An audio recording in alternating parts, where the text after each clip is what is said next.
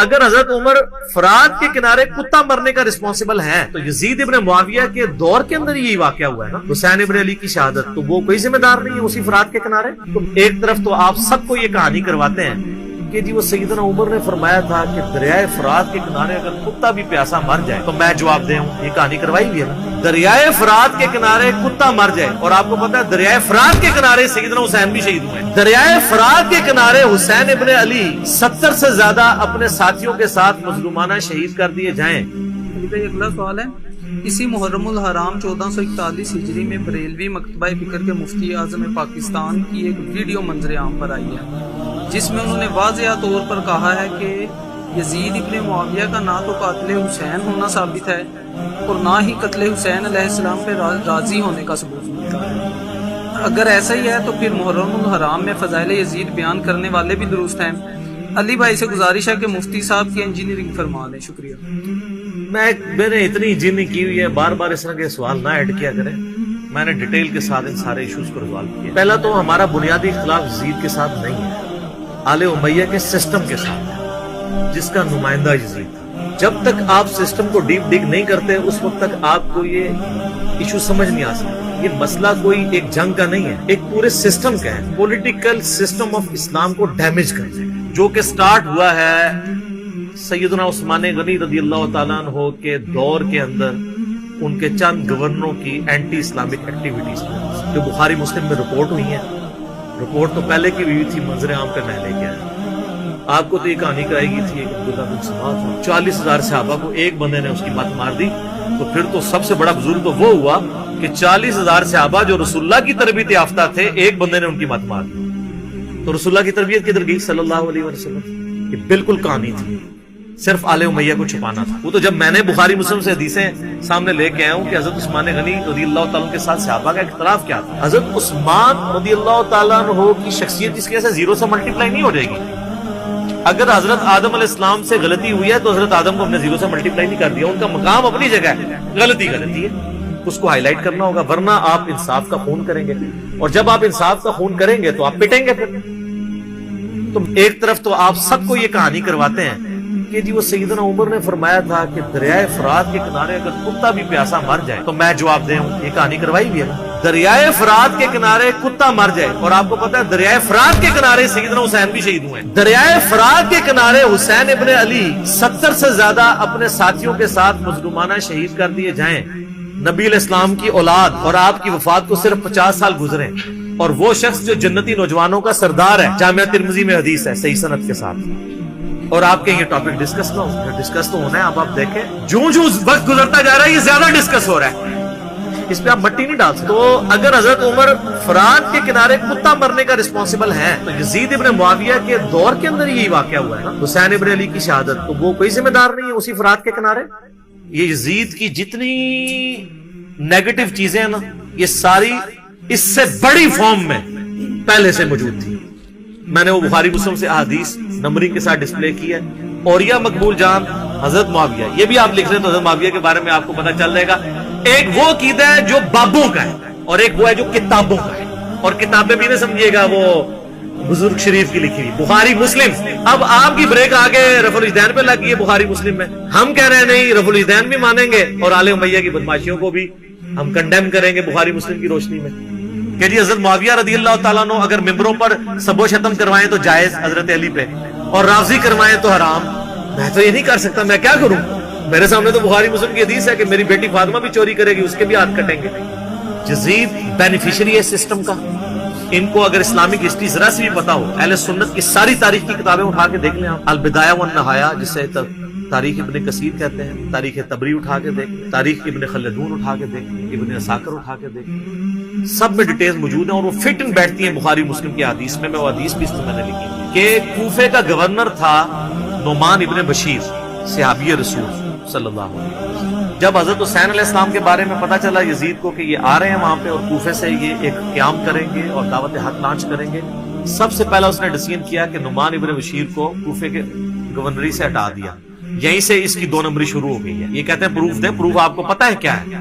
اس لیے کہ نعمان ابن بشیر صحابی تھے، ان کو پتا تھا حضرت حسین کے ساتھ تو میں کوئی نیگیٹو نہیں کر سکتا، تو نرم رویہ رکھتے تھے، اور عبید اللہ ابن زیاد کو اس نے بھیجا۔ عبید اللہ ابن زیاد ایک ظالم آدمی تھا. صحیح بخاری میں انٹرنیشنل نمبر کے مطابق 3748 نمبر حدیث ہے کہ حضرت حسین ابن علی کا سر کاٹ کر عبید اللہ ابن زیاد کے سامنے تشت میں لا کے پیش کیا جائے. استغفر اللہ کی لعنت ہو, تمام فرشتوں کی لعنت ہو, تمام لعنت کرنے والوں کی لعنت ہو جن لوگوں نے حسین ابن علی کو اس طریقے سے شہید کیا. یہ صحیح بخاری شریف ہے 3748 انٹرنیشنل نمبر کے مطابق, جس میں امام بخاری نے حسین کے ساتھ علیہ السلام لکھا ہے. اور آپ لوگوں کے پیٹ میں آج تک درد ہو رہی ہے. دارالاسلام والوں نے تحریف کر کے علیہ السلام کاٹ دیا اس میں سے, لیکن سعودیہ کا جو مکتبہ تو شامل ہے اس میں موجود ہے.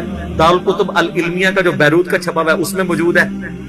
اور اہل حدیث کی جو سب سے بڑی سائٹ ہے حدیث کی کتابوں کی sunna.com اس میں موجود ہے. اسلام 360 میں موجود ہے, اور اس میں بھی عربی میں علیہ السلام ہے, اردو میں مولوی نے رضی اللہ تعالیٰ عنہ کیا. تحریف, یہ ہے تحریف. تو سر جب آپ چوری کریں گے نا اتنی سی بھی, تو اللہ نے ایک بلا آپ پہ چھوڑی ہوئی ہے جو مولانا شریف کو بخاری شریف سے باہر نکال کے پھینکتی ہے اور لوگوں کو بتاتی ہے یہ بخاری شریف ہے اور یہ مولانا شریف ہے.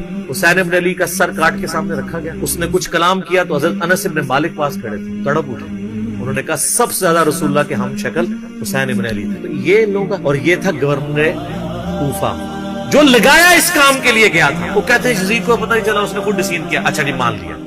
تو جب یہ خود اس نے ڈسین کیا اس کے بعد یزید نے پھر یقیناً اس سے عبید اللہ ابن زیاد کو جیل میں ڈلوا دیا ہوگا, کیونکہ آپ تو ہمیں کہانی کراتے ہیں کہ دریائے فرات کے کنارے کتا بھی پیاسا مر جائے تو حکمران کی ذمہ داری ہے. تو یزید نے پھر حسین ابن علی نبی کا بچہ جب قتل ہوا اتنے اپنے بچوں کے ساتھ رشتہ داروں کے ساتھ تو اس کو جیل میں ڈلوا دیا ہوگا. کوئی ضعیف روایت ہی لے آئے. اور اگلے دن میں ایک مولوی کو سن رہا تھا, وہ کہتا ہے آپ کو پتا ہے حسین سے لڑنے کے لیے جو آیا تھا وہ کون تھا؟ عمر ابن سعد ابن ابی وقاص.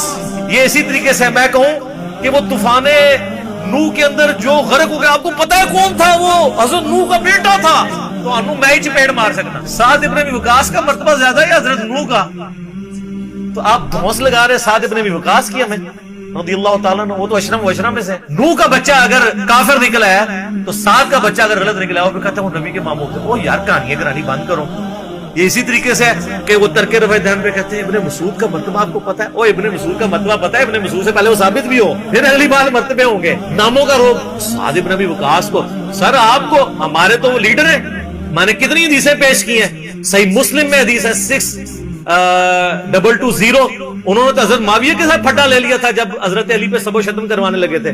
سعد ابن ابی وقاص جیسا تو شیعان علی کوئی نہیں تھا. آپ ہمیں بتا رہے ہیں اس کا بیٹا تھا. اس کے بیٹے کے کرتوت بھی صحیح مسلم میں موجود ہے. وہ ابے کو سب سے زیادہ پتا ہوتا ہے نا میرا بچہ کیا ہے. ابھی تو کربلا ہوا نہیں ہوا تھا. صحیح مسلم اٹھا کے آپ جا کے نا عمر ابن سعد لکھیں اور صحیح مسلم کو سلیکٹ کریں تو حدیث آئے گی کہ حضرت سعد ابن ابی وقاص بیٹھے ہوئے تھے, ان کے سامنے ایک اونٹ سوار آیا. تو ساتھی کہتے ہیں کہ حضرت سعد ابن وقاص نے کہا اے اللہ اس اونٹ سوار کے شر سے میں تیری پناہ میں آتا ہوں. اور جب وہ اترا تو ان کا بیٹا تھا عمر ابن سعد. سعد ابن وقاص تو اپنی زندگی میں اپنے بیٹے کو شیطان کی طرح سمجھتے ہوئے وہ اللہ کے حضور جو ہے وہ پناہ مانگا کرتے تھے. اور دیکھ لیں سعد کی پھر کرامت ویژن دیکھ لیں. اور وہ آگے کہتے ہیں ابا جی سارے لوگ خلافت میں آپ بھی کوئی حصہ لے لیں, کوئی گورنر بن جائے. شروع تو ہی لالچی سی اور اسی کو رہ کی لالچ دی تھی. میں بتا رہا ہوں تاریخ اسلام میں جو باتیں ہیں نا آل امیہ کی بدماشیوں کو ہائی لائٹ کرتی ہیں, فٹ ان بیٹھتی ہیں بخاری مسلم. یہ لشکر لے کے آیا تھا حضرت حسین ابن علی کے خلاف لالچ میں. اس کا اثر کیا ہوا بات؟ تو یہ پورا پلان ہوا تھا. اور اگر کہتے ہیں نہیں یہ حادثاتی طور پہ ہو گیا تو بعد میں پھر سزا دینے کی دوسرا الٹا اس کے اوپر آپ کو پتا ہے مدینے والوں نے بیعت توڑ دی تھی یزید کی. حالانکہ وہ پہلے بھی تلوار کے زور پہ لی تھی حضرت معاویہ نے رضی اللہ تعالیٰ عنہ. ہم تو رضی اللہ عنہ ہی کہیں گے, ہماری مجبوری ہے.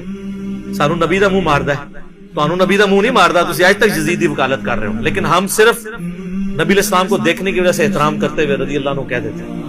یہ فرق ہے علی کے شیعہ میں اور معاویہ کے شیعہ. علی کے شیعہ پھر ایسے ہوتے ہیں, شیعہ پولیٹیکل ٹرم. تو اہل مدینہ نے بیعت توڑ دی جو یہ پیش کرتے ہیں بخاری مسلم سے. عبداللہ بن عمر لوگوں کو سمجھاتے تھے یزید کی بیعت نہ توڑو. وہ جو جن لوگوں کو سمجھا رہے تھے انہوں نے انجینئر صاحب کی ویڈیوز دیکھ کے بیعت توڑی تھی. وہ کون تھے؟ وہ بریلوی تھے, دیوبندی تھے, اہل حدیث تھے, شیعہ تھے. کون تھے؟ صحابہ اور تابعین تھے جو بیعت توڑ رہے تھے. تو اس سے یہ بھی تو ثابت ہوتا ہے جس طرح آپ کہتے ہیں جی وہ پگڑی پہ مسا ہو جاتا ہے تو پھر جرابوں پہ بھی ہو جائے گا, کیونکہ پگڑی بھی کپڑے کی ہوتی ہے, جرابیں بھی کپڑے کی. تو اس سے پگڑی بھی تو ثابت ہوتی ہے. آپ تو ننگے سے نماز پڑھتے ہیں, آپ تو لال رومال رکھتے ہیں, پگڑی بھی تو ثابت ہوتی ہے. تو جو بیعت توڑنے تھے وہ کون تھے؟ صحابہ اور تابعین تھے. حضرت ابن عمر ان کو روکتے تھے, اس لیے روکتے تھے کہ ان کو پتا تھا کہ جب یہ بیعت توڑیں گے تو ان کے ساتھ وہی کچھ ہوگا. اور اسی وجہ سے حضرت حسین کو بھی ابن عمر سمجھایا کرتے تھے. میرا یوٹیوب پہ کلپ بھی ہے یہ جو ایک انہوں نے ایک اور वो छोड़ी हुई है ना बात के लिए, वो हजरत हुसैन ने 3 शराइत रख दी थी, इतनी बड़ी कहानी कराई है, उसके ऊपर फिर क्लिप मौजूद है, मैं तो इस पे घंटों जुबानी बोल सकता हूँ। तो फिर जब वो बैत तोड़ी है तो इसने मदीने के ऊपर चढ़ाई करवा के वाकया हर्रा हुआ, बुखारी मुस्लिम में दर्जनों हदीस है, किस तरह कत्ल गारत हुआ, औरतों की इसमत दरी हुई, और फिर साथ ही इसके बाद खाना काबे के ऊपर चढ़ाई की, क्योंकि अब्दुल्लाह इब्न जुबैर भी नहीं बैत कर रहे थे यजीद, खाना काबा का खिलाफ, और एक दीवार डैमेज होगी, फिर यजीद मर गया, तो फिर हजरत इब्न जुबैर ने कहा तुम्हारा शैतान मर चुका है, वापस जाओ, फिर वो वापस गए, फिर 9 साल तक इब्न जुबैर ने खिलाफत कायम की मक्के के अंदर और मदीने के अंदर। हजरत हुसैन इब्न अली के बाद इनको खिलाफत का एक मौका मिला। इस तरीके से ये चीजें बिल्कुल क्लियर हैं, लेकिन वो बात मैं मौलाना इसहाक वाली करूंगा कि बात इसलिए समझ नहीं आती कि आप यजीद से शुरू करते हैं। जब तक आप बात पीछे से शुरू नहीं करेंगे आपको बात समझ नहीं आएगी।